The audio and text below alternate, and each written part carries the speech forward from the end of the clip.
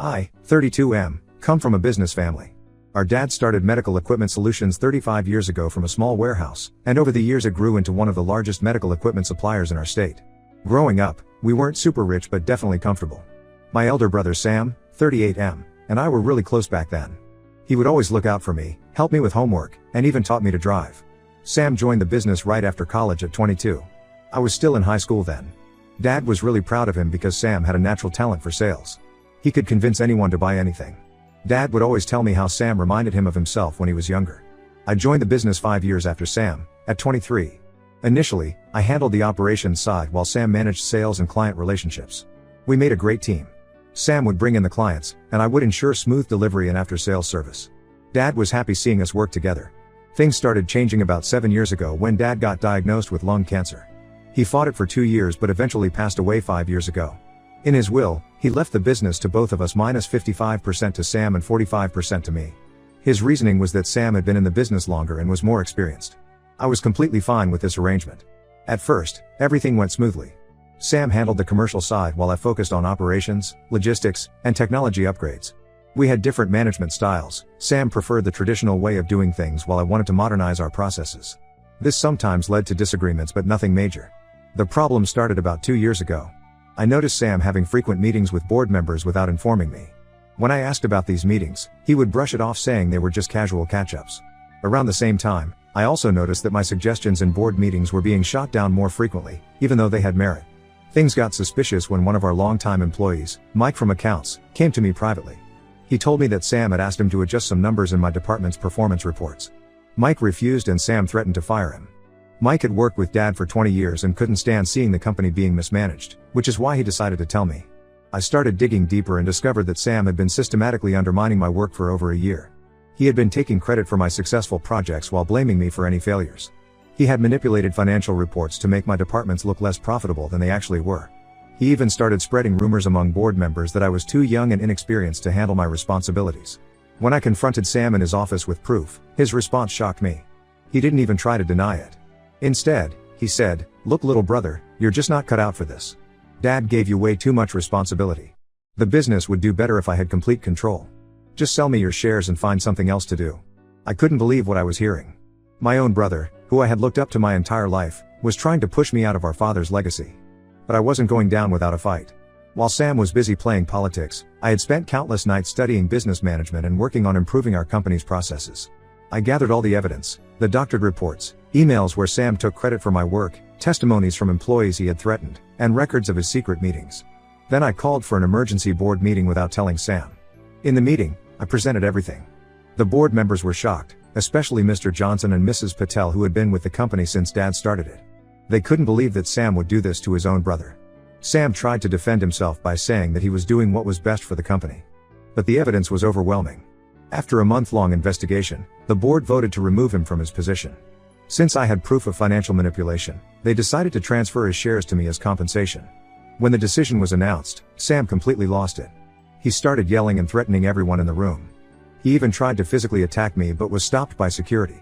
As they escorted him out, he kept shouting that I would regret this.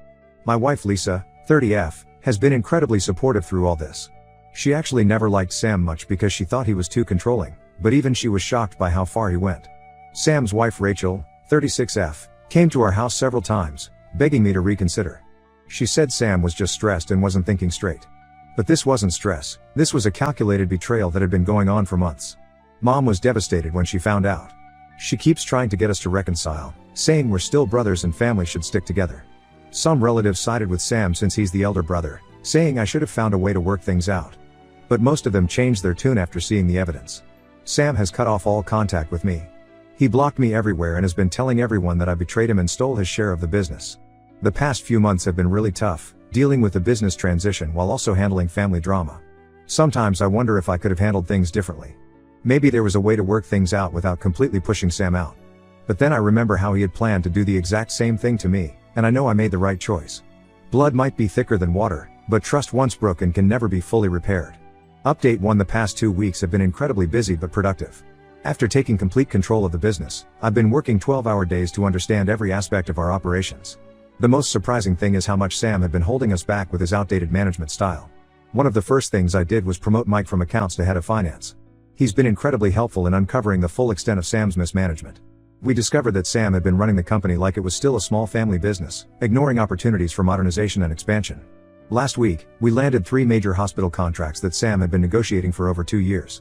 Turns out, he never followed up properly with them because he was too busy with his political games. I personally went to meet these clients, and within a week, we had the contract signed.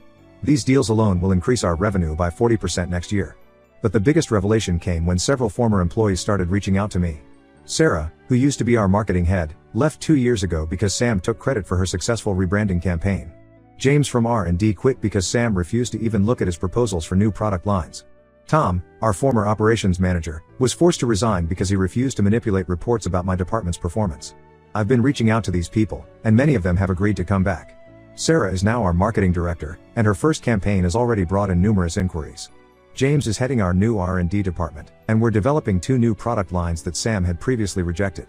The most shocking discovery came yesterday when Mike and his team did a thorough audit of our accounts. They found that Sam had created several fake vendor accounts and had been transferring company funds into them for years. These weren't large amounts that would raise immediate red flags, just small regular transfers that added up to almost $300,000 over 5 years. When Mike showed me the proof, I felt physically sick. This wasn't just about pushing me out anymore. Sam had been stealing from the company for years. He had been stealing from Dad's legacy. The board suggested taking legal action, but I decided against it for Mom's sake. She's already heartbroken about our fallout, and I don't want to make it worse by getting Sam arrested. Lisa thinks I'm being too soft. She says Sam deserves to face consequences for his actions, and that by letting him get away with theft, I'm setting a bad precedent. She might be right, but I just can't bring myself to take legal action against my own brother, no matter what he did. The money is gone anyway, and the company is doing much better now. We've implemented strict financial controls and a new audit process. Every transaction now needs multiple approvals, and we have monthly audits instead of annual ones. What's interesting is how the family dynamics have shifted. Uncle Rick, who initially sided with Sam and called me an ungrateful little brother, called yesterday to apologize. He had heard about the embezzlement from one of the board members. Aunt Susan, who hasn't spoken to me since the board meeting, sent a long email saying she now understands why I did what I did. Mom is still struggling to accept everything. She came to my office today, crying about how she raised us better than this. I showed her some of the proof of Sam's actions, but I couldn't bring myself to tell her about the embezzlement. Some truths are better left unsaid. The employees seem happier now. We've improved the benefits package, introduced performance bonuses, and started an employee suggestion program. The toxic environment that Sam created is slowly disappearing. People are no longer afraid to speak up or share ideas. I've also started a management trainee program, something Sam always opposed. We're giving fresh graduates a chance to learn and grow with the company. Dad always believed in giving people opportunities, and I want to continue that legacy. I'm working on expanding our product line and exploring new markets. We're also upgrading our technology and automating many processes that Sam insisted on keeping manual. The business is growing faster than ever, and for the first time, I feel like I'm truly honoring Dad's legacy. Lisa has been my rock through all of this. She helps me maintain perspective when I start doubting myself. Sometimes I still can't believe how things turned out, but I know I made the right decision. The company is thriving, our employees are happy, and we're growing in ways that Sam never allowed. Update 2 yesterday was one of the strangest days of my life. I was having dinner with Lisa when our security system alerted us that someone was at the gate. When I checked the camera, I saw Sam standing there, looking nothing like his usual well-groomed self. He looked like he hadn't slept or shaved in days, wearing wrinkled clothes that seemed too big for him. At first, I considered not letting him in, but Lisa convinced me to at least hear what he had to say. The moment he walked into our living room, I could smell alcohol on him. He practically collapsed onto our couch and started rambling. Turns out, Sam had taken all his money, including what he had stolen from the company, and invested it in some cryptocurrency scheme. One of his old college friends had convinced him that this was a guaranteed way to multiply his money quickly. The friend promised returns of 300% within 3 months. Sam, desperate to prove he could be successful without the family business, fell for it. The scheme turned out to be a complete scam. Not only did Sam lose his initial investment, but he had also taken out loans using his house as collateral. He lost everything, all his savings, the house, even his car. But that wasn't even the worst part. Rachel had no idea about any of this until the bank sent a foreclosure notice. When she confronted Sam, he finally broke down and told her everything, including how he had been stealing from the company for years. She was disgusted, not just by the theft but by how he had tried to push me out of the business. That was the last straw for her. Last week, while Sam was out trying to find a job, Rachel packed up her things and the kids and moved in with her parents.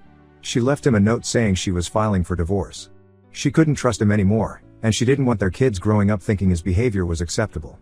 That's when Sam showed up at my door. He said he needed my help to get back on his feet. He wanted me to either give him a position in the company or lend him enough money to start his own business. He kept saying he had changed and learned his lesson. Lisa, who had been quietly listening until then, couldn't hold back anymore. She reminded him of how he had tried to destroy my career, steal my share of Dad's legacy, and how he had been embezzling money for years. She asked him if he had even come to apologize for what he did. Sam's response was telling. Instead of apologizing, he started talking about how he was still the elder brother and how I had an obligation to help him. He said Dad would be ashamed of me for letting my brother become homeless. That's when I'd heard enough. I told Sam that while I felt bad about his situation, I couldn't trust him anymore. The company was doing great now, and I couldn't risk bringing him back. As for lending him money, that was out of the question. He had already stolen enough from the company. He didn't take my refusal well. He started yelling about how I was heartless and ungrateful, how he had always looked out for me when we were younger. He said I was betraying the family by refusing to help him when he needed it most. I had to ask him to leave before things got ugly. Mom called me an hour later, crying. Sam had gone straight to her house and told her everything, making it sound like I was being cruel. She tried to convince me to help him, saying he was still my brother. I had to remind her about everything he had done. The next day, Rachel called me privately. She told me that Sam hadn't really changed at all. Even after losing everything, he was still trying to manipulate people.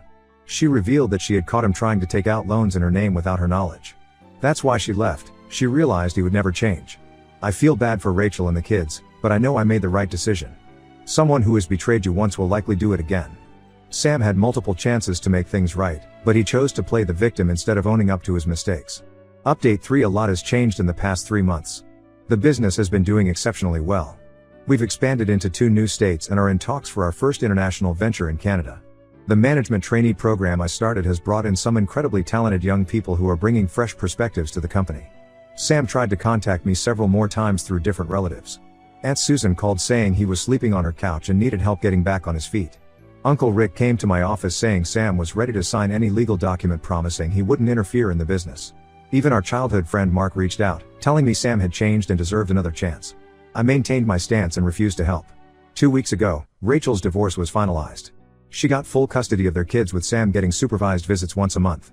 She told me that during the divorce proceedings, they discovered Sam had hidden gambling debts along with the cryptocurrency losses.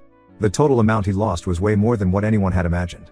Mom still thinks I should help him, but even she has started to accept that Sam brought this upon himself. Last week, during Sunday dinner, she didn't bring up Sam for the first time since everything happened. Instead, we talked about the baby Lisa and I are expecting, and how excited she is to become a grandmother. I heard through the grapevine that Sam finally moved to Arizona to live with some old college friends. He's apparently working at a car dealership now. Some relatives still think I'm cold-hearted for not helping my brother when he hit rock bottom, but they don't know the whole story. They don't know about the gambling debts or how he tried to take loans in Rachel's name. The company is reaching new heights. Our employee satisfaction scores are at 92%, and we recently won an industry award for innovation. The new product lines that James developed are doing incredibly well, and Sarah's marketing campaigns have made us the most recognized brand in our sector. Lisa is 5 months pregnant now, and we're expecting a boy. We've decided to name him after Dad. This has made me even more certain about my decision to keep Sam away. I don't want my son growing up around someone who thinks it's okay to betray family and steal from them. I've instructed all department heads not to share any information about the company with Sam or anyone asking questions on his behalf. Some people might think I'm being paranoid, but I'd rather be safe than sorry. Rachel told me that even after everything, Sam still talks about how he built this company and how I stole it from him. Mom asked me last week if I would ever forgive Sam. I told her that while I might forgive him someday, I will never trust him again. Some bridges, once burned, can't be rebuilt. I'm focused on building a better future for my family and creating the kind of legacy that Dad would have been proud of.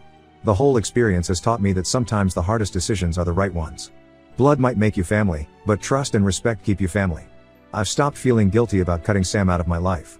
He made his choices, and now he has to live with the consequences. Life has become peaceful since I stopped engaging with Sam's drama.